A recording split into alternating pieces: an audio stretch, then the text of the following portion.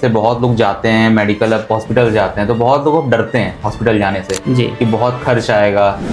अगर कॉस्ट की बात करी जा रही है तो हम आयुष्मान कार्ड का नाम ले लें। हाँ। तो आयुष्मान कार्ड से आपका लगभग फ्री इलाज है, कोई इसमें दिक्कत नहीं है। आप किसी भी एज में हैं, अगर आपका आयुष्मान कार्ड बना हुआ है मतलब यू डिजर्व, आप उस फैमिली ग्रुप में आते हैं, आप उस क्राइटेरिया में है कि आपका आयुष्मान कार्ड आप एलिजिबल है बनाने के लिए। हाँ। तो आपका बना हुआ है तो आपका ट्रीटमेंट होगा। आंसर एक कर रहे हैं, एक हॉस्पिटल उन्होंने लाया, एजुकेशन में उन्होंने काम किया और हॉस्पिटल भी उन्होंने एक ओपन किया है।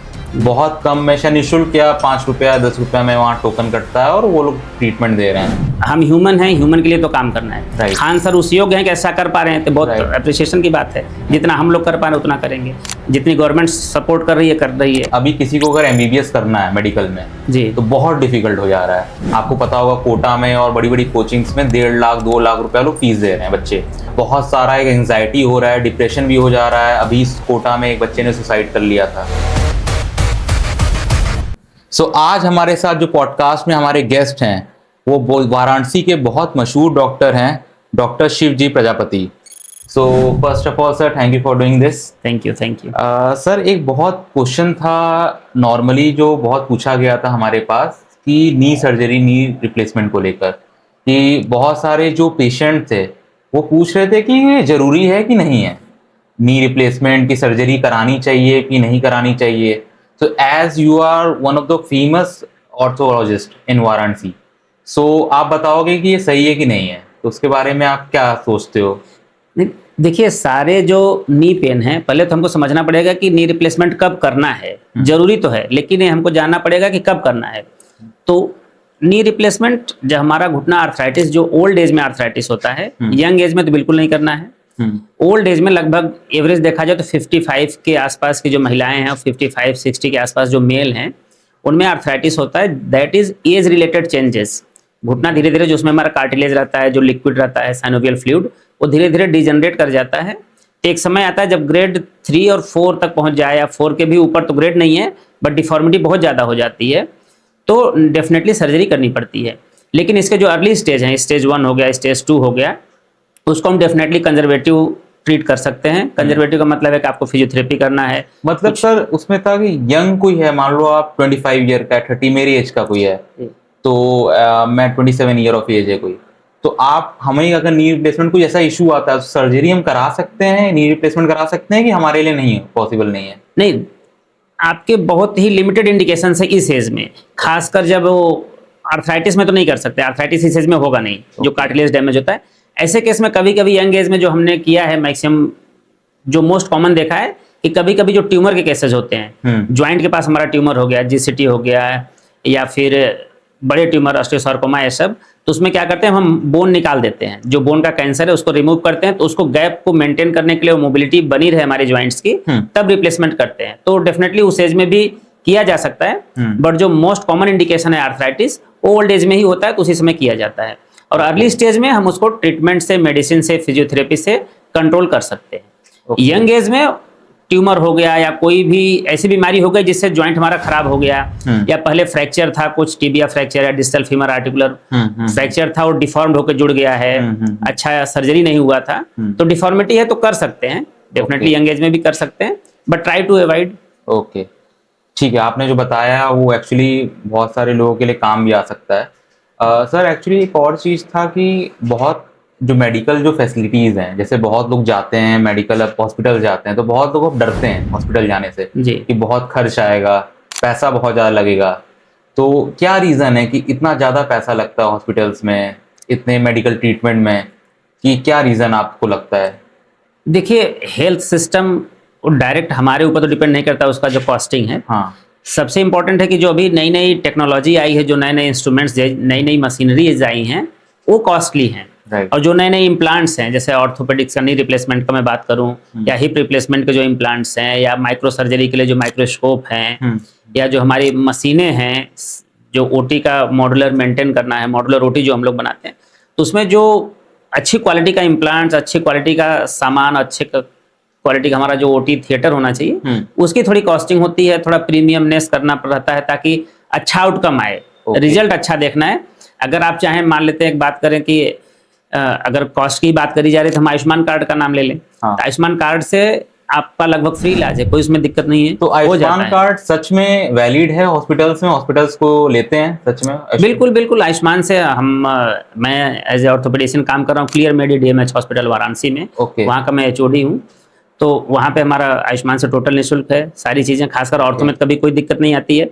बाकी मेरा खुद का सर भी इसमें क्लिनिक है। बहुत लोग, जैसे मेरे बहुत सारे ऑडियंस हैं, वो आयुष्मान कार्ड को सही से नहीं जानते हैं कि आयुष्मान कार्ड कहाँ हम यूज कर सकते हैं और कौन से एज ग्रुप के लोग यूज कर सकते हैं। मतलब जैसे मैं 27 साल का हूँ तो मैं यूज कर सकता हूँ आयुष्मान कार्ड? बिल्कुल, आयुष्मान कार्ड आपका बना होना चाहिए। हाँ। उसके बनने के कुछ क्राइटेरिया है, बीपीएल लाइन है, कुछ फैमिली मेंबर्स का भी रिस्ट्रिक्शंस है। हाँ। फिर वो राशन कार्ड भी देखते हैं वो लोग। तो अगर आप एलिजिबल हैं, आपका आयुष्मान कार्ड बना हुआ है, तो आप इलाज कहीं भी करा सकते हैं। उसमें शायद ऐसा है कि 70 के ऊपर, 60 के ऊपर रहना चाहिए। मैं आ रहा हूँ, उस पॉइंट पे भी आऊंगा मैं। हाँ। तो आप किसी भी एज में हैं, अगर आपका आयुष्मान कार्ड बना हुआ है, मतलब यू डिजर्व, आप उस फैमिली ग्रुप में आते हैं, आप उस क्राइटेरिया में है कि आपका आयुष्मान कार्ड आप एलिजिबल हैं बनाने के लिए, तो आपका बना हुआ है तो आपका ट्रीटमेंट होगा। ओके। दूसरी पॉइंट्स है कि अभी जो 1 साल के आसपास से भी मोदी जी ने मैंडेटरी कर दिया है कि अगर कोई भी आदमी 70 साल के ऊपर है, कोई भी person male female 70 year above है, तो उनका आयुष्मान नहीं बनेगा।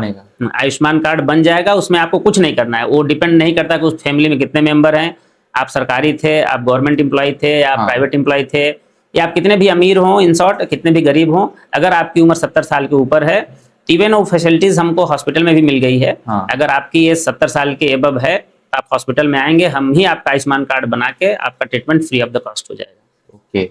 तो ये है। और दूसरा है कि जो बहुत सारे पेशेंट भी हमसे पूछते हैं, आपके पास भी आई होगी, कि हमारा 5 लाख है, फिर भी हमसे कुछ पैसा मांग लिया गया, या 5 लाख तक हम चाहे जो भी करवा लें, मतलब वो 5 लाख समझते हैं कि एटीएम कार्ड है, कि 5 लाख मेरा पूरा है। तो ऐसा नहीं है, उसमें हर चीज का एक पैकेज है। जैसे हम लोग खासकर नी रिप्लेसमेंट की बात करें या हिप रिप्लेसमेंट, हर चीज का एक पैकेज है। 5 लाख है, उसमें 5 लाख की एलिजिबिलिटी है।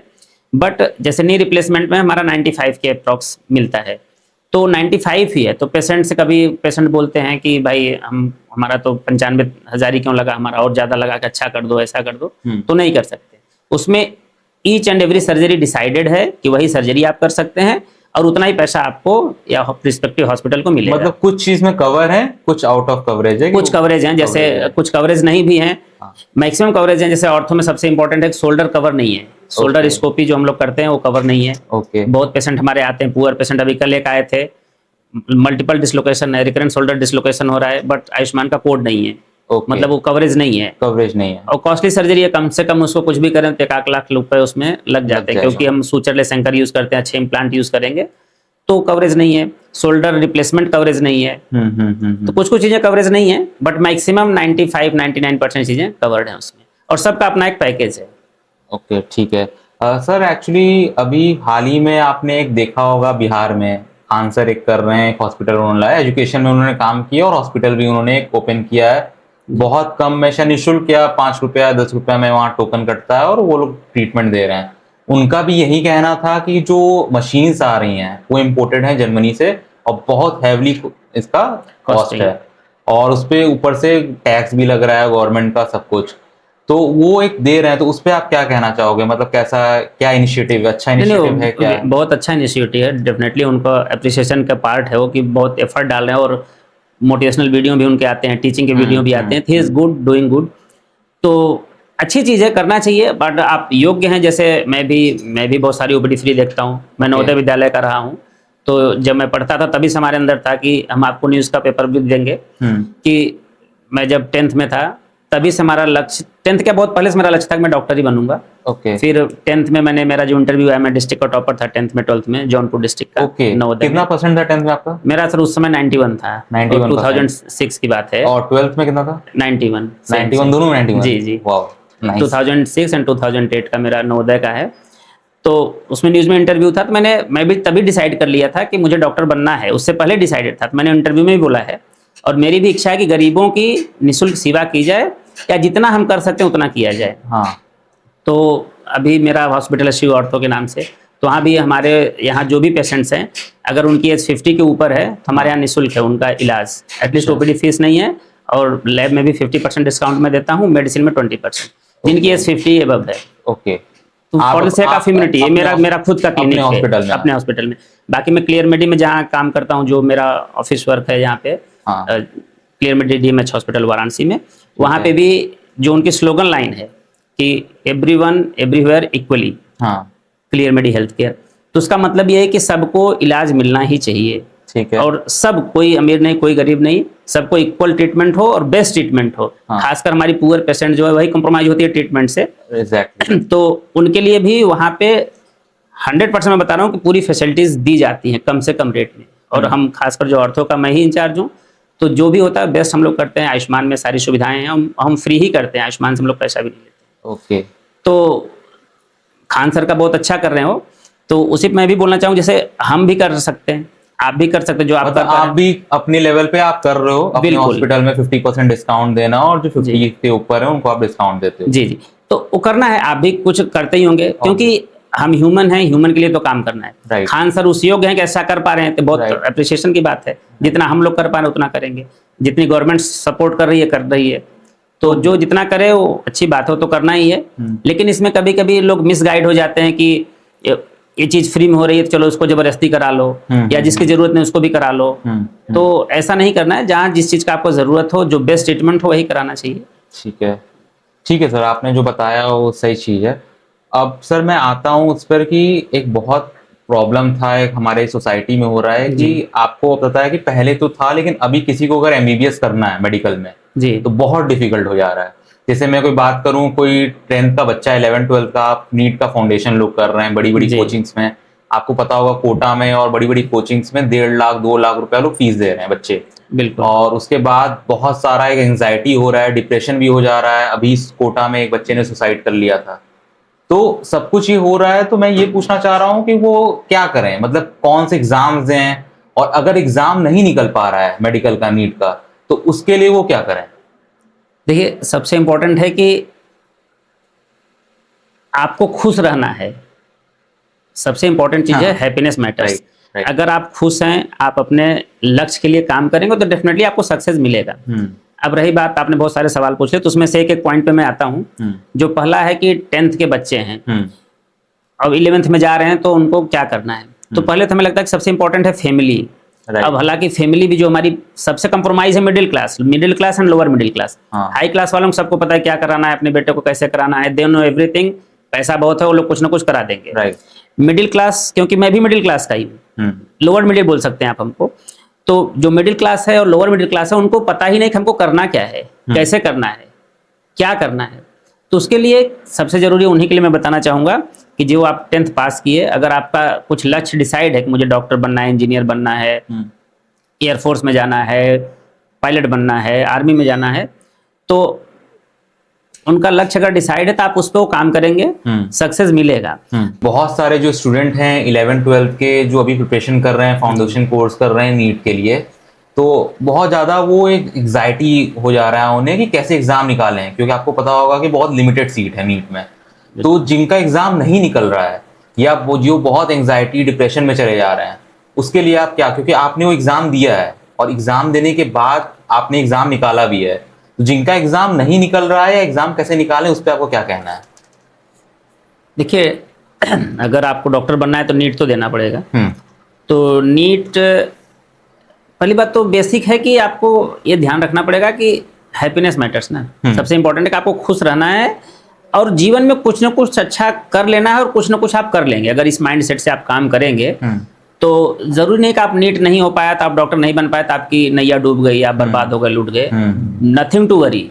मैं बता रहा हूँ कि कुछ भी चिंता की बात नहीं है, किस्मत भी कुछ होता है। भगवान जी श्री कृष्ण बोले हैं गीता में कि कर्म करिए, फल की चिंता मत करिए। तो अगर आपकी किस्मत में होगा तो आप बन जाएंगे, नहीं होगा तो आप नहीं बन पाइएगा।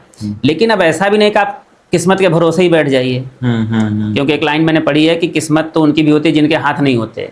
हाथों की लकीरों में क्या रखा है, किस्मत उनकी भी होती है जिनके हाथ नहीं होते।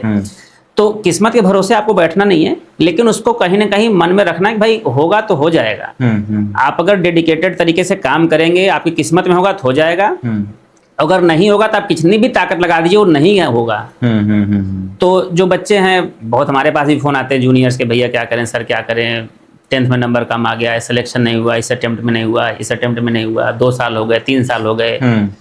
तो मैं तो उनको यही बोलता हूँ कि भाई पूरी जी जान लगा दो, एक जो जुनून होता है ना, किलिंग स्पिरिट, कि मार दूंगा अब तो, जो मिला मार दिया मैं, मतलब जो जुनून गेम खेलने में होता है आपको, या किसी भी उस चीज में होता है जिसमें आपका समर्पण है, जो आप चाहते हैं कि ये काम किया करना चाहिए। Right. मूवी में आपका मन है पूरा 3 घंटे आप हिलेंगे नहीं, पूरा मूवी देखेंगे। पढ़ने के लिए बोल जाते 1 घंटे में आप उठ के, आप वो नहीं होता, मन नहीं लगता। हाँ, थोड़ा सा मोबाइल देख लूँ, थोड़ा रील देख लूँ, थोड़ा सा बाहर घूम के आ जाऊँ। अच्छा, मोबाइल कितना बड़ा इफेक्ट डाल रहा है आज, क्योंकि आप बता रहे हो आप जब लाए थे तो आपका 10th में 91% था, 12th में 91% था, फिर आपने बहुत स्ट्रगल किया है, आपने जर्नी बता रहे थे आप कोटा में, लखनऊ में, तो आपके समय सोशल मीडिया उतना एक्टिव नहीं था, आप लोग मेरे ख्याल से मोबाइल भी उतना यूज नहीं करते होगे, तो उस समय आपके पास स्मार्टफोन था कि छोटा वाला था? नहीं, मेरे पास एक हमारे भैया थे, उनका सेकंड हैंड फोन, भैया हमारे इंजीनियरिंग कर रहे थे, तो उनका एक सेकंड हैंड छोटा सा फोन था, रिलायंस का। रिलायंस, वो कीपैड वाला, कीपैड वाला होता है वो। कीपैड था, इतना बड़ा छोटा सा था, व्हाइट कलर का। हाँ, वही था बात करने का तरीका उसी से, और घर पे लैंडलाइन लग गया था। हाँ। तो कभी बात होती थी तो इतनी, पिताजी खाली फोन करके बेटा कैसे हो, कैसी चल रही पढ़ाई, बस मम्मी इतना ही, तो ठीक हो, वही क्वेश्चन था कि जैसे आपके समय आप लोग कीपैड वाला मोबाइल यूज करते थे, उस समय सोशल मीडिया, इंस्टाग्राम, फेसबुक पे आप लोग नहीं थे, था भी नहीं वो समय। बिल्कुल। तो आज की जनरेशन में 2026 में सारे लोग बेसिकली बहुत बड़ा इफेक्ट डाल रहा है हमारे स्टडीज पे, पढ़ाई पे, और आज की जो मैक्सिमम जनरेशन है वो सब इंस्टाग्राम, फेसबुक यूज कर रहे हो। तो लेकिन बहुत सारे मैं टॉपर्स को सुना है, उन्होंने यही बोला है कि अगर आपको नीट या बड़े एग्जाम क्वालिफाई करने हैं तो आपको मोबाइल अपना बंद करना पड़ेगा, साइड करना होगा, या बहुत एआई का यूज करना है या कोई गूगल का यूज करना है तो आप यूज करो। तो आप मोबाइल का कितना बड़ा इफेक्ट देख रहे हो, इम्पैक्ट देख रहे हो स्टूडेंट? नहीं, देखिए वो समय अलग था। हाँ। 18 साल पहले की बात थी, अभी हम 18 साल आगे हो गए, 2008 की बात थी, अभी 2026 है। 26 है। तो देखिए हर चीज़ के अपने फायदे हैं, अपने घाटे हैं। हम तो डेफिनेटली एक लाइन में अगर बोलना है, कंक्लूजन तो यही बोलना है कि mobile is the worst thing for students. मतलब सबसे बेकार है, डिस्ट्रैक्शन का सबसे मेन मुद्दा यही है, क्योंकि इसमें खराब होने के आपके पास सारे ऑप्शन हैं, अच्छे होने के भी सारे ऑप्शन हैं, बट हमारा जो ये टीनेजर्स का एज है, जो हमारी मेंटेलिटी है, जो हमारी सोच होती है, गलत डायरेक्शन में ही भागता है वो, क्योंकि हमारा मन भी उधर ही करता है, क्योंकि अच्छे काम में हमारा मन ही नहीं लगता है। तो हम बेसिकली इसका अच्छा जो इफेक्ट है उसको नहीं यूज कर रहे हैं, उसका नहीं कर रहे हैं। अब अगर आप, अभी हम पॉडकास्ट बना रहे हैं, हाँ, बच्चों के एजुकेशन के पर्पज से कि हाँ, बच्चे मोटिवेट हो, बच्चे पढ़ें, हाँ, लेकिन बच्चा हो सकता है पॉडकास्ट ना देख के अपना रील पे रील देखे जा रहा है, राइट, एंटरटेनमेंट रील देख रहा है। वो जो आई थी हमारे, कुछ आते हैं रील, किसी को क्यों बोलना है, मतलब बहुत ही वल्गर रील भी आते हैं, इधर उधर की चीजें आती हैं, तो बच्चा वो देखेगा, थंबनेल कितना ही बना ले, कुछ मतलब नहीं, बच्चों को कितना भी मोटिवेट कर लें, बच्चा हमारे कंटेंट तक पहुंचे, देखे, समझे।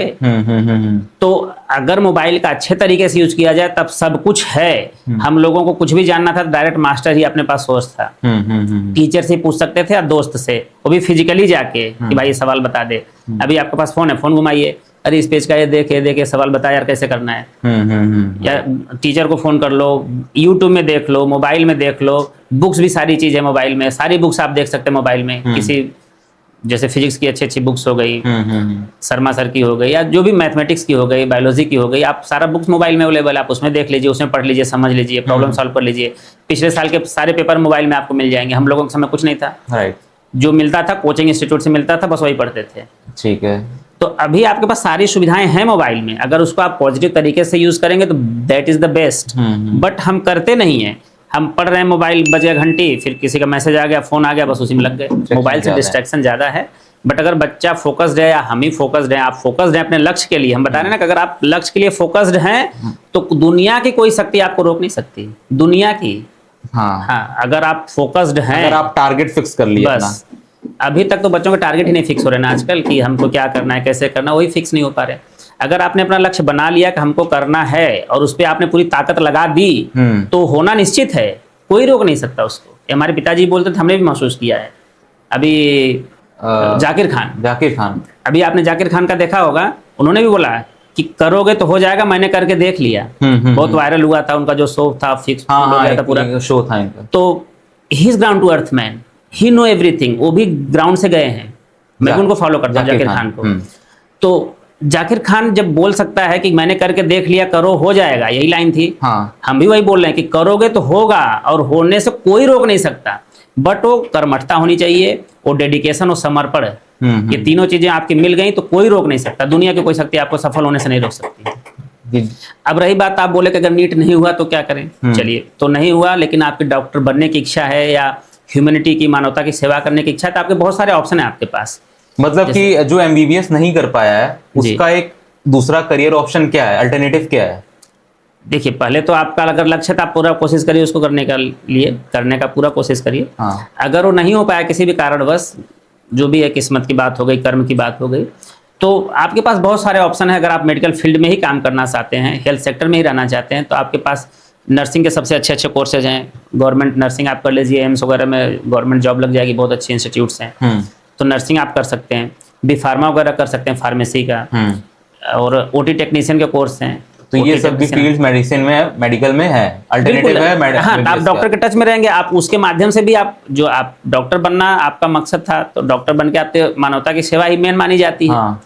तो अगर आपको वही सब करना है तो अदर मॉडलिटी हैं जिसके थ्रू आप डॉक्टर से जुड़ सकते हैं, और उनके साथ मिलकर आप अपना जो भी करना चाहे कर सकते हैं। आप ओटी टेक्नीशियन का कोर्स कर लीजिए, ओटी असिस्टेंट बन जाइए। भाई, ओटी असिस्ट कराना ही उतना इंपॉर्टेंट जितना सर्जन का इंपॉर्टेंट है। राइट। मिल के ही सब काम होता है, अकेले मैं कुछ नहीं कर सकता जब तक हमारा असिस्टेंट ना जानता हो, चीजें ना समझता हो। राइट। तो सब मिल के ही एक टीम वर्क है, और सबका अपना इंपॉर्टेंस है। आप डॉक्टर ही सब कुछ नहीं कर सकता। आप डॉक्टर हैं तो आपको नर्सिंग चाहिए, स्टाफ चाहिए, टेक्नीशियन चाहिए, मतलब पैथोलॉजी वाला चाहिए। ये सारी जो फील्ड्स हैं वो एमबीबीएस का अल्टरनेटिव है मेडिकल फील्ड में। बिल्कुल। ठीक है। सर, एक बहुत इंपॉर्टेंट एक इशू था, मुझे एड्रेस करना है उस पे, मेंटल हेल्थ पे। मतलब एक मेंटल हेल्थ एक ऐसी चीज है आज के हमारे समय में कि हर तीसरा बंदे जो होंगे हमारी सोसाइटी में, इंसान का कुछ ना कुछ इशू होगा। बिल्कुल। बहुत लोग डिप्रेशन झेल रहे हैं, बहुत एंजाइटी झेल रहे हैं, बहुत लोग डिप्रेशन है, कोई बताता नहीं क्या हो रहा है, उनके माइंड में क्या चल रहा है। तो वो एक ऐसी चीज है, लोग बात बहुत कम करते हैं, बट सब लोग सफर कर रहा है। तो हम सब लोग बात करता है जिम का, फिजिकल हेल्थ का, बट मेंटल हेल्थ का कोई बात नहीं करता। तो as a doctor, as a renowned doctor, आपका क्या एड्रेस करना चाहोगे मेंटल हेल्थ को लेके? देखिए, हेल्थ का डिफिनेशन में ही मेंटल हेल्थ है। Health is not only physical health, is mental, physical, social and economical wellbeing. तो और जो मेंटल है उसमें लोग अपने आप को असेम्ड फील करते हैं। जैसे मैं बोलूं कि यार मैं डिप्रेशन में हूं, तो आप हमको जज करने लगेंगे आज की सोसाइटी में, इसलिए लोग थोड़ा अवॉइड करते हैं। तो लेकिन अगर आपको किसी भी प्रकार की समस्या लग रही है, अगर आप स्टूडेंट्स हैं, स्टडी के समय आपको डिप्रेशन आ रहा है, टेंशन आ रहा है, या किसी भी एज ग्रुप में है, खासकर ओल्ड एज में अफेक्ट होती हैं चीज़ें, या टीनेजर एज में, तो अगर आपको कुछ भी प्रॉब्लम है तो डेफिनेटली मुझे लगता है कि आप डॉक्टर से कंसल्ट करिए, अपने कलीग से बोलिए, अपने फैमिली मेंबर से बोलिए, तो उसका इलाज पॉसिबल है और सब चीज़ें होती हैं, और बहुत बहुत ईजी है। और आप सही बताया, डेटा भी आपका सही है कि हर 3 में से एक बंदा जो होगा वो मेंटल हेल्थ से सफर कर रहा है। बिल्कुल, बट वो बता नहीं रहा है, वो जूझ रहा है अकेले। तो बताए तो उसका सोल्यूशन है। बता नहीं रहा है तो वो और एंजाइटी और डिप्रेशन में चले जा रहा है, तो वो चीज एक इशू हो रहा है। You should share. एक होता है ना, बात करने से सब हो जाता है। आप बताएं तो आपको प्रॉब्लम है, आप हमको बताएंगे नहीं तो कैसे होगा। तो आप एटलीस्ट जो भी आपका क्लोज हो, अगर आपको कुछ प्रॉब्लम है, आपको लग रहा है कि मेरे कुछ रूटीन में चेंजेस आ गए हैं, मतलब आपको लग रहा है कि मुझे कुछ तो दिक्कत हो रही है लेकिन कारण नहीं समझ में आ रहा है, तो आप अपने फ्रेंड से बात करिए, जो आपके कलीग हो उनसे बात करिए, पेरेंट्स है तो उनसे बात करिए, ओल्ड एज है तो अपने बच्चों से बात करें, बहू से बात करें, बेटी से बात करें। बात करेंगे तो प्रॉब्लम समझ में आएगी कि ऐसा हो सकता है, ऐसा है, फिर डॉक्टर से मिलिए और सब चीज़ का इलाज संभव है। ऐसा कुछ है नहीं हमारे मेडिकल फील्ड में कि ला इलाज है। पहले बोला जाता था कैंसर ला इलाज है, अभी उसके भी अच्छे अच्छे कीमो आ गई है, रेडियोथेरेपी होने लगी है, अच्छे अच्छे सब चीज़ें हो गई हैं। अच्छा, कैंसर सर मुझे थोड़ा बताओगे आप, कैंसर फर्स्ट स्टेज होता है, सेकंड, थर्ड स्टेज होता है, तो कैंसर कौन से स्टेज तक इलाज है उसका बेसिकली सर्जरी है, और कौन से स्टेज के बाद वो आउट ऑफ डेंजर हो जाता है, बेसिकली डेंजर फील्ड से बाहर हो जाता है, या उसका इलाज नहीं हो पाता? तो इसका स्टेज क्या है कैंसर का? नहीं, देखिए, early stage is the best. मतलब अगर आप, इसलिए बोला जाता है ना कैंसर की स्क्रीनिंग कराना जरूरी है। इसलिए जैसे अभी आपने वो सुना होगा, HPV ह्यूमन पैपिलोमा वायरस का भी वैक्सीन लग रहा है। एक मुहिम चलाई है गवर्नमेंट ने, जिसमें 14 साल की बच्चियों तक के सबको वैक्सीन दिया जा रहा है। वो मोस्टली प्रिवेंट करता है हमको वेरियस कैंसर से, वेरियस टाइप का कैंसर, जैसे सर्वाइकल कैंसर हो गया, ओवेरियन कैंसर में प्रिवेंट करता है, तो बहुत सारे कैंसर को प्रिवेंट करता है। तो इसके वैक्सीनेशन की एक स्कीम चल रही है।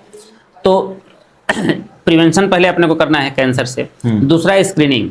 तो रेगुलर बोला जाता है, हमने भी कई रील में बताया है, गायनकोलॉजिस्ट जो हमारी फ्रेंड है, खासकर जो सर्वाइकल कैंसर हो गया, ब्रेस्ट कैंसर हो गया, ओरल कैंसर हो गया, तो एजुकेट करना जरूरी है। तो रेगुलर इंस्पेक्शन किया जाता है, स्क्रीन टेस्ट जिसको हम लोग बोलते हैं, कि जैसे आपको अगर सस्पेक्टेड है, कुछ भी आपको नोड्यूल मिल रहा है, कहीं भी कुछ गांठ मिल रही है, तो आप उसको सस्पेक्ट करिए। अगर आपको लगा कुछ गड़बड़ है तुरंत डॉक्टर को दिखाइए। नहीं तो मुझे ज्यादा पता नहीं है, बट मैंने जो सुना है कि थर्ड स्टेज पे आने के बाद बहुत डिफिकल्ट हो जाता है, फिर उसका नहीं, हम उसी cure पे आ नहीं रहे है। हैं, उसी पे आ रहे हैं कि वो थर्ड पे पहुंचा क्यों, हाँ पहुंचा क्यों।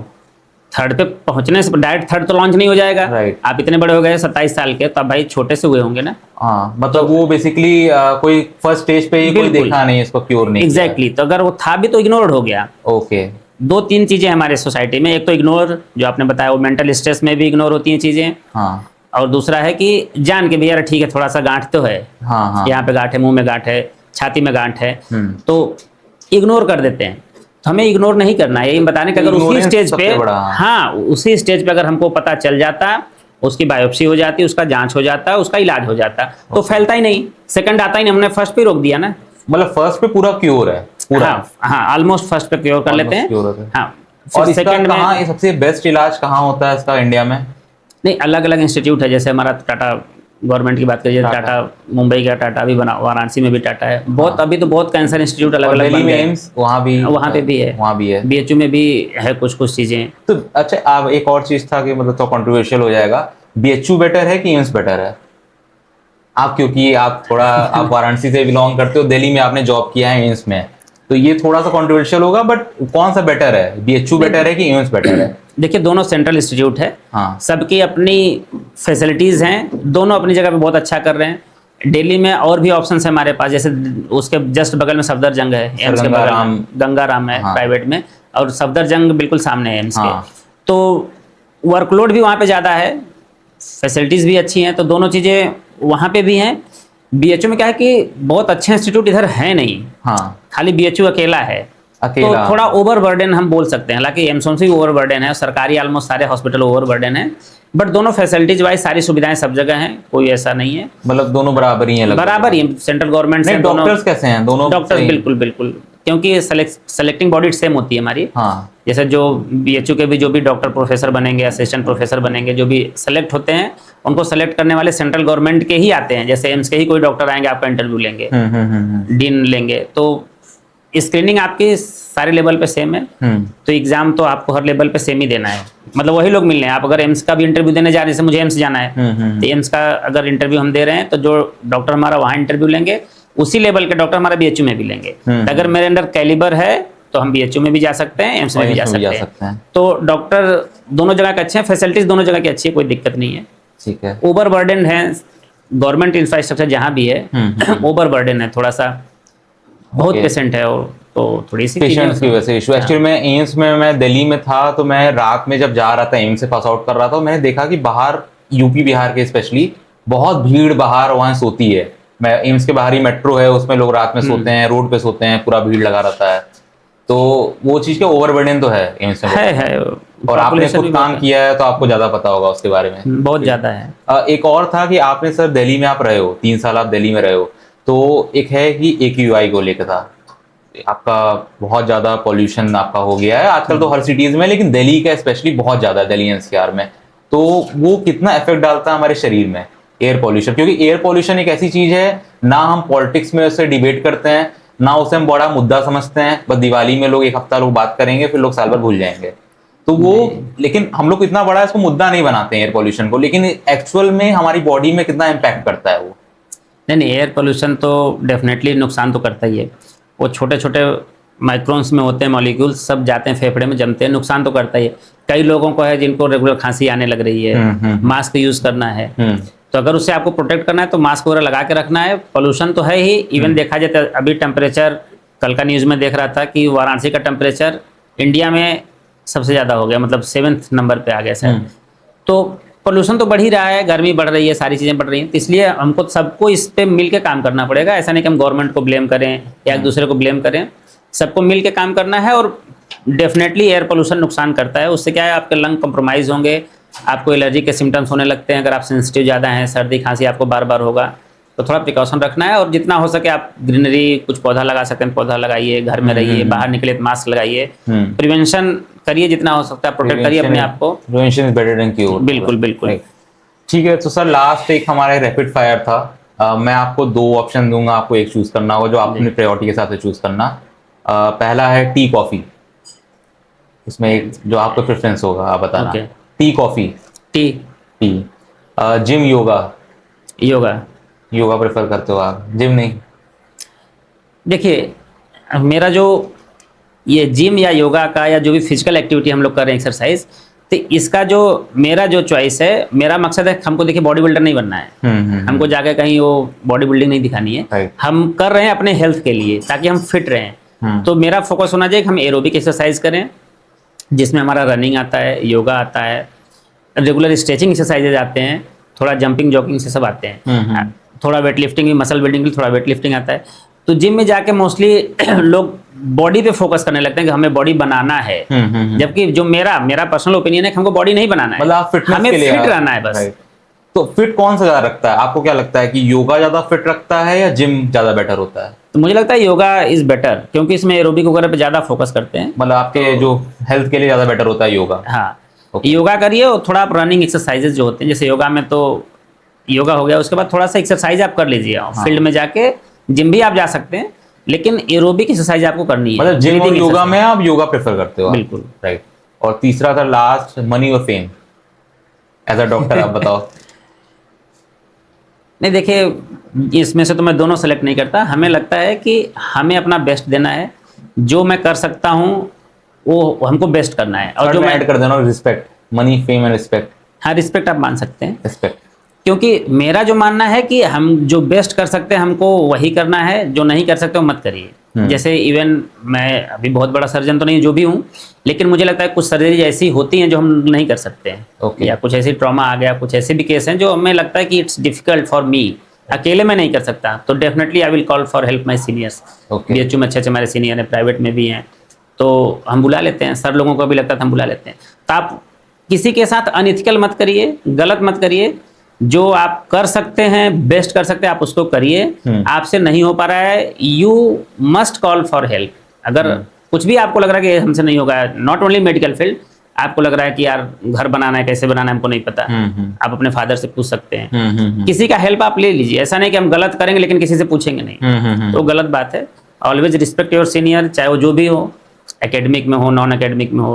उम्र का भी तक तजुर्बा है, किसी से भी आप पूछ के उसको कर सकते हैं। राइट। तो अपना काम करिए, ईमानदारी से करिए, आप अपने आप जो आपको मिलना है मिल जाएगा। और सब चीजें एक दूसरे से जुड़ी हुई हैं। राइट। अगर आप काम कर रहे हैं फेम के लिए तो आप अच्छा काम करेंगे, जब आप फेमस हो जाएंगे तो आपको पैसा मिलने लगेगा। हाँ। आपको फेमस हो गए, पैसा भी हो गया, तो रिस्पेक्ट आपके पास है। राइट। तो सब चीजें एक दूसरे से जुड़ी हुई हैं। राइट। उसको पाने के लिए आपका क्या है कि आपको अपने पे फोकस करते हुए अपना बेस्ट देना है, अपना 100% करना है बस। चाहे वो आप पढ़ाई कर रहे हैं उसमें आप 100% दीजिए, कहीं घूमने जा रहे हैं तो उसमें 100% घूमिए, जहाँ भी इन्वॉल्वमेंट हो आपका पूरा इन्वॉल्वमेंट होना चाहिए। 100% आप दो, ठीक है। सर एक बहुत इंपॉर्टेंट क्वेश्चन था, उसी को जो नीट का था, जी, मैं जी। नीट से ही कनेक्ट कर रहा हूँ उसको बेसिकली, कि आपने अभी नीट में बताया कि ये हमारा फ्यूचर प्रेफरेंस है, हम ऐसे हमें करना है, ये एग्जाम देने हैं हमें। बिल्कुल बिल्कुल। सो बहुत सारे एक होता है वर्किंग आवर्स को लेके, कि स्टूडेंट कुछ बोलते हैं कि आपको अगर नीट का या IIT का प्रिपरेशन करना है तो आपको 6 घंटे पढ़ने होंगे। कुछ लोग बोलते हैं आपको 12 घंटा पढ़ना होगा, कुछ लोग ऐसे हैं 15-16 घंटा पढ़ रहे हैं। तो ये बहुत ज्यादा इम्पैक्ट कर रहा है हमारे ब्रेन को, बच्चों के ब्रेन को, स्टूडेंट्स के। सो आपको, क्योंकि आपने एग्जाम निकाला है, आप 10th में अच्छा परसेंटेज आपका था, 12th में था, और आपने एक ऑल इंडिया एग्जाम निकाला है, MBBS किया है जी। तो आपको कितना लगता है कितना एक्चुअल में वर्किंग आवर होना चाहिए जिससे बच्चों को पढ़ पाए और एग्जाम निकाल पाए और इनका इम्पैक्ट ना करे?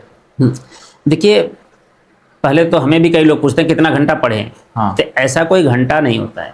ओके। हाँ, घंटा नहीं होता है। सिंपल सी बात बोली जाए तो घंटा मैटर नहीं करता है, कितने आवर्स पढ़ने वो मैटर नहीं करता है। मेन है कि आपका समर्पण कितना है, आप कितना डेडिकेटेड और कितना मन से पढ़ रहे हैं। अब जैसे जब मैं ही पढ़ता था तो हम बहुत नहीं पढ़ते थे, लेकिन मैं पूरा जोर लगा के रखता था। जैसे बताया कि हमारा कोचिंग था, 6 घंटे क्लास में पढ़ते थे हम लोग। 2-2 घंटे की फिजिक्स केमिस्ट्री बायोलॉजी, 3 घंटे, मतलब 2-2 घंटे की। एक दिन में आप 6 घंटा पढ़ते थे अपने? 6 घंटा कोचिंग का हो गया। हाँ। और लगभग 6-7 घंटे हम घर भी पढ़ पाते थे। उसके बाद समय नहीं मिलता था। हाँ। और सोना भी जरूरी है। पिताजी हमारे बोलते थे, हम भी बोलते हैं, आपके माध्यम से बताना भी चाहेंगे कि कई बच्चों का सबसे बड़ी समस्या है कि सर नींद आ रहा है बहुत, क्या करें? तो भैया सो जाओ। अगर आपको देखिए, नींद में और आलस्य में डिफरेंस समझना पड़ेगा आपको पहले तो, कि एक एक्चुअल आपको नींद आ रही है कि नहीं, कि आप लेजीनेस तो नहीं है आपके अंदर। पता लगा आप शाम को 8 बजे से सो रहे हैं, सुबह 6 बजे बोले कि मुझे नींद आ रहा है, तो कहीं ना कहीं गड़बड़ है। कम से कम 6 से 8 घंटे की नींद आती है तो आप सो जाइए। राइट। मैंने बहुत सारे पॉडकास्ट देखे हैं, सुना है, कुछ लोग बोलते हैं कि नींद त्यागनी पड़ेगी, बात सही है, त्यागना पड़ेगा, लेकिन उस लेवल तक मत त्याग दीजिए कि आपको प्रॉब्लम होने लगे। मतलब कितना आपको लगता है कितना एक एक्चुअल आवर होना चाहिए जिससे आप 4 से 6 घंटे आप आराम से सो सकते हैं। 6 घंटे आप 6 घंटे अगर आप 4 घंटा कम नहीं है, मतलब ठीक है, कम है, लेकिन अगर आप कंफर्ट जोन में है उस चीज से, देखिए 2 चीजें हमें बताया ना कि अगर आपको 8 घंटे भी अगर सो रहे हैं तो कोई नुकसान नहीं है, आप 4 घंटे भी सो रहे हैं तो कोई नुकसान नहीं है। वो 4 घंटे आपके साउंड स्लीप होनी चाहिए। जैसे 8 घंटे आप सोते हैं तो हमारी जो उसमें स्लीप रिदम होते हैं, हाँ, उसमें 2 प्रकार की साइकिल चलती है, स्लीप साइकिल भी होती है। ओके। तो उसमें होता है कि आप साउंड स्लीप 2-3 घंटे ही लेते हैं, ओके। बाकी आपके मन में सपने आते रहेंगे, वेव बनती रहती हैं, वो सब चीजें हैं, मेडिकल फील्ड में ही है, सब प्रूवन है। तो साउंड स्लीप आप 1-2 घंटे की ही आती है। अगर आप 1-2 घंटा अच्छे से सो लिए तो बस आप फ्रेश हैं, कोई उसमें दिक्कत नहीं है। तो अगर आप 4 घंटे भी सो रहे हैं ठीक है, 6 घंटा सो रहे हैं, 8 घंटा सो रहे हैं, कोई दिक्कत नहीं है। लेकिन उससे ज़्यादा अगर आप सो रहे हैं तो मतलब कहीं ना कहीं वो आलस्य है, तो मतलब आप अपने कर्म के लिए कर्मनिष्ठ नहीं है, डेडिकेटेड नहीं है, समर्पण की कमी है। ओके। तो आप 4-6 घंटा सो लीजिए, जब आपको नींद आए आप सोइए। सोना इज जस्ट लाइक सोना, sleep is just like gold. जैसे ये सोना है वैसे वो भी सोना है। तो जैसे इसको वैल्यू देते हैं आप सोने को, ऐसे अपनी नींद को भी दीजिए। अगर नींद आ रही है आप सो जाइए, लेकिन उठिए फिर उसी जोश के साथ। जैसे अभी मैं पढ़ रहा हूँ, मुझे नींद आ रही है, लग रहा है कि नींद एक्चुअल में आ रही है क्योंकि रात भर जगे हैं, या कल भी पढ़े थे, परसों भी पढ़े थे, या कुछ चल रहा है हेक्टिक शेड्यूल, तो नींद आ रही है आप सो जाइए। 1 घंटा 2 घंटा 3 घंटा जितना लगे आप सो जाइए, उठिए फिर नए जोश के साथ फिर शुरू हो जाइए। ठीक है। बस। तो टाइमिंग मेरे हिसाब से अगर आप टोटल कोचिंग का भी और अपना पर्सनल मिला के भी अगर एवरेज देखा जाए तो 15 घंटे तक भी आप कर ले रहे हैं, 12 से 15 घंटा, तो इतना 6-7 घंटे आपका कोचिंग हो गया, 6-7 घंटे आपका पर्सनल हो गया। वो दैट इज मतलब आपको सेल्फ स्टडी में एक्चुअल में आपको 6-7 घंटे देना पड़ेगा। हाँ, अगर आप कोचिंग जा रहे हैं तो कोचिंग के अलावा बोल। हाँ, अगर आप कोचिंग नहीं जा रहे हैं, दिन भर घर पे हैं, 24 घंटा आप सेल्फ स्टडी कर रहे हैं, तो भी वही आपको 14-15 घंटा लगभग देना पड़ेगा। ओके, उतना तो लगभग हो ही जाता है। तो एक्चुअल में ये शायद काम आ जाए बहुत लोगों को, क्योंकि ये आप एक ऐसे व्यक्ति हैं जिन्होंने एग्जाम निकाला है, राइट जी। तो आपसे बेटर कोई नहीं बता सकता कि कितने घंटे पढ़ने चाहिए, कितना वही समर्पण। जैसे आपको नींद आ रही है आप रेस्ट कर लीजिए, हाँ। लेकिन फिर पढ़िए। अब ऐसा नहीं कि पढ़ रहे हैं उसी मोबाइल भी देख लिए, मोबाइल साइलेंट करिए, साइड में रखिए। 2 घंटा का टाइम शेड्यूल अपना बनाइए, 2 घंटे मुझे इतने क्वेश्चंस करने हैं, इतने पॉइंट्स कवर करने हैं, इतने टॉपिक्स कवर करने हैं। अपना एक डेली का टारगेट डिसाइड होना चाहिए आपका। डेली का आप टारगेट डिसाइड करिए, उसको पूरा करिए, फिर अगले दिन, फिर अगला दिन, छोटे छोटे टारगेट से बड़े टारगेट डिसाइड करिए। वही चीज कि आप जैसे बता रहे हो तो उतना ही हेल्प करेगा स्टूडेंट को लेकर। तो सर आप नवोदय का आप बता रहे थे, आप आपके बारे में कि आप यहीं से आपने पढ़ा है, आपका पूरा स्टार्टिंग का करियर वहीं से स्टार्ट हुआ है, तो उसमें क्या फैसिलिटी थी, क्या आपको हेल्प किया नवोदय आपको पर्सनल आपके? देखिए, नवोदय विद्यालय नाम ही काफी है, तो मैं भी एक एक्स नवोदय का स्टूडेंट रहा हूँ। नवोदय विद्यालय मेरा मड़ियाऊँ था, जौनपुर जिला में। तो अगर नवोदय की बात करी जाए तो इससे अच्छा इंस्टीट्यूट बोल लीजिए, इससे अच्छा घर, इससे अच्छा अस्पताल, इससे अच्छा मंदिर हमने देखा नहीं। नवोदय सब कुछ है, नवोदय अपने आप में ही सब कुछ है। अब अगर हम बात करें तो मैं 5th के बाद वहाँ पे गया था, 5वीं मैंने एंट्रेंस दिया था, उसमें भी कंट्रोवर्सी थी, थोड़ा ऐसे बताते हैं। कंट्रोवर्सी इन द सेंस मैं पढ़ने में ठीक ही था आई थिंक, तो पिताजी बोले भर दो फॉर्म वगैरह। हम तो छोटे थे, 5वीं मतलब कुछ नहीं पता था, तो पिताजी फॉर्म वगैरह लाए थे, भर दिया। फिर रिजल्ट भी सस्पेंस था, पिताजी बोले अरे होता नहीं है, बहुत डिफिकल्ट एग्जाम होता है। हमको तो कुछ पता नहीं, हमें पता था कि जो मैं बोला आपके चैनल के माध्यम से कि अगर आपका समर्पण है सक्सेस झक मार के मिलेगी, आ जाएगा। तो हम गए, एग्जाम दे के आगे, फॉर्म वगैरह भर दिए, भूल गया था भाई फॉर्म भी भरा हूँ, बुक भी नहीं ली। भी तो आजकल नवोदय की गाइड आ रही है, नवोदय का अलग से लोग कोचिंग कर रहे हैं, हमने कुछ नहीं किया था, हम अपना पढ़ते थे नॉर्मल। एग्जाम की डेट आ गई तो पिताजी बताया रहे तुम्हारा एग्जाम आ गया भैया, चले जाना है। हम कहे चलो चले जाएंगे। तो स्कूटर थी, तो स्कूटर से गए हम लोग जमालापुर, गए एग्जाम देने, भैया थे हमारे, लेके गए, एग्जाम दे के आया। तो पिताजी पूछे कैसा हुआ, हम कहे बढ़िया हो गया। तो बोले चलो अच्छा हो गया, अच्छी बात है, बट ये बहुत कठिन एग्जाम है, इसमें किसी का होता नहीं है। पिताजी की लाइन यही थी। तो हम कहे कठिन मतलब? बोले अरे सब पूरे जौनपुर के बच्चे देंगे तो कठिन रहता है ना, हो नहीं पाएगा। हम कहे क्यों नहीं होगा, मेरा तो सब सही है। 180 सवाल थे शायद 3 घंटे में, सही से याद नहीं है, या 2 घंटे में 180 या 120 सवाल थे, बहुत पुरानी बात हो गई। तो हम कहे कठिन कुछ नहीं, मेरा तो सब सही है ना। तो मुझे मेरिट का फंडा समझाया उस दिन, 10 साल की उम्र में मैं मेरिट का फंडा समझ रहा था पिताजी से अपने। तो उन्होंने बोला कि जो सबसे अच्छा रहेगा, जिसके 100 में से 100 सवाल सही रहेंगे, वो फर्स्ट नंबर हो गया। उसके बाद 99 वाला, उसमें ऐसा मेरिट हमको समझाया था। हम कहे मेरा तो सब सही है, बीच में मैंने रोक दिया उनको, मेरा तो सब सही है। बोले नहीं ऐसा तुमको लग रहा है, ऐसा होता नहीं है। हम कहा थोड़ा मैं गर्म हो गया क्योंकि मैं सही हूँ, तो सही हूँ। बोले अच्छा चलो ठीक है, पानी वानी पियो और रेस्ट करो, कोई बात नहीं। बात खत्म हो गई। फिर 2-3 महीना था, हम तो बच्चे थे, फिर मैं सच में भूल गया कि नवोदय दिया हूँ, होना भी है, क्या होना है। फिर रिजल्ट आया तो पिताजी आके बताया कि तुम्हारा रिजल्ट आ गया, हो गया है। हम कहा तो आपको बोले थे हो जाएगा। तो बोले चलो ठीक है। फिर गए, एडमिशन वगैरह हुआ। तो नवोदय मतलब क्या फैसिलिटी, मतलब राजीव गांधी हाँ, द्वारा स्टार्ट किया जी गया जी, था? राजीव गांधी जी ने शुरू किया था, हमारे प्रधानमंत्री जी जो थे। हाँ, उनका विजन बहुत ही क्लियर था, बहुत सटीक था। अभी तो पॉलिटिक्स में हम नहीं घुसेंगे, लेकिन मतलब नवोदय क्या क्या फैसिलिटी हम वही बताना चाह रहे हैं कि मैं बता रहा हूँ सर्वगुण संपन्न था, वो सब कुछ था वहाँ पे। हम बता रहे हैं आपको, आपसे कोई चीज़ छूटेगी नहीं कि वहाँ नवोदय में चीज़ नहीं था क्या, सब थी। हम बता रहे हैं क्या क्या था। सबसे पहले तो आप जब हम लोग पहुँच गए नवोदय में, तो 1986 में शुरू हुआ है नवोदय विद्यालय का। तो राजीव गांधी जी ने शुरू किया। तो उनका विज़न जो था कि जो गांव के गरीब बच्चे हैं, पुअर हैं बट टैलेंटेड हैं, और उनको प्रॉपर स्कूलिंग या प्रॉपर सुविधा नहीं मिला, तो उन्हीं के लिए उन्होंने बनाया था। तो इसमें पूरे जिले में एक एक का प्रावधान करके शुरू किए थे। तो उसमें क्या था कि हमारा एक वेल शेड्यूल्ड प्लान रहता है सारा चीज़। एक तो सारी सुविधाएं हमको निःशुल्क हैं, रहना, खाना, बुक्स, कपड़े लत्ते, साबुन, तेल, everything is free. Even hair cutting भी फ्री। आप वहाँ रहिए बस, स्टूडेंट को। हाँ, बच्चों को वहाँ खाली रहना है और पढ़ाई करना है। राइट। इसके बाद सुबह हम लोगों को मॉर्निंग पीटी होती थी। सुबह 5 बजे पीटी टीचर आके जगाते थे, एक्सरसाइज होता था। तो ये फैसिलिटीज आप जो बोल रहे हो वो अभी मिलती है? अभी भी है, प्रेजेंट में भी मिलती बिल्कुल है? बिल्कुल। तो जो बच्चे बेसिकली मिडिल क्लास के हैं, लोअर मिडिल क्लास के हैं, उनके लिए वो अभी फैसिलिटीज है, एग्जाम निकालना होगा बस? बिल्कुल, एग्जाम एंट्रेंस आपको देना है। अगर आप सेलेक्ट हो रहे हैं तो डेफिनेटली आप उसका ले सकते हैं। और उसमें क्या है कि सिलेक्शन के बाद बहुत सारी सुविधाएं हैं, सारी चीज़ें मिलती है। हमारे यहाँ आर्ट भी पढ़ाया जाता है, म्यूजिक भी पढ़ाया जाता है, फिजिकल एजुकेशन की अलग से ट्रेनिंग होती है। ओके। और फिर इसके बाद सुबह एक्सरसाइज, फिर असेंबली, मॉर्निंग असेंबली, पूजा पाठ होता था, डेली पूजा होगा। फिर इसके बाद क्लासेस चलेंगी, फिर लंच ब्रेक, फिर इवनिंग में पढ़ाई, फिर इवनिंग में खेलकूद का समय है। सारे गेम्स आपको खेलने हैं। तो बेसिकली अगर कोई स्टूडेंट है जो बेसिकली मिडिल क्लास या थोड़ा लोअर मिडिल क्लास फैमिली से है और उसका इतना पैसा नहीं है जो इतना दे पाए, उतना कर पाए प्राइवेट स्कूल्स को, नहीं कर सकते उनके लिए बेस्ट ऑप्शन नवोदय है। बेस्ट है, बेस्ट से भी ऊपर कुछ होता है तो है नवोदय। क्योंकि आप वहाँ सब कुछ कर सकते हैं। अगर आपको आर्ट बनना है, आर्टिस्ट बनना है अपने आप को, तो वहाँ आर्टिस्ट भी हैं, वहाँ आर्ट के टीचर होते हैं। ओके। आर्ट आप सीख लीजिए, म्यूजिक सीख लीजिए, डांसिंग होती है, डांस सीख लीजिए, फिजिकल एजुकेशन सीख लीजिए।